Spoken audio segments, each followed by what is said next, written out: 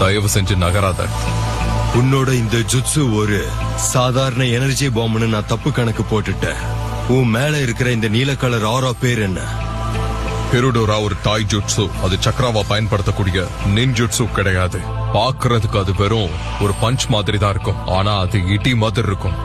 இது மூலமா அழுத்தம் கொடுத்து காத்த நம்ம எதிரில இருக்கிறவங்கள நோக்கி திசை திருப்பலாம். முதல்ல அது கம்ப்ரஸ் ஆகி அப்புறம் அது வேகமா பரவ ஆரம்பிக்கும். அதே மாதிரி என்ன சுத்தி இருக்கிற அந்த ஆரா சக்ரா கிடையாது.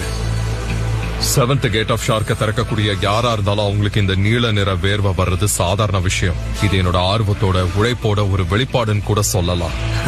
இப்பதான் எனக்கு புரியுது. நான் எனர்ஜி பாம்புன்னு நினைச்ச விஷயம் ஒண்ணுமே இல்லாம போனதுக்கு காரணம் இதுதானா? நாம 3வது முறையா ஒருத்தருக்கு ஒருத்தர் மோதிக்கிறோம் இல்லையா? இப்படி ஒரு தாக்குதலை நீ வெளிப்படுத்துவேன்னு நான் எதிர்பார்க்கவே இல்லை. இப்ப கூட நான் யாருங்கிறது உனக்கு சுத்தமா ஞாபகமே வரல.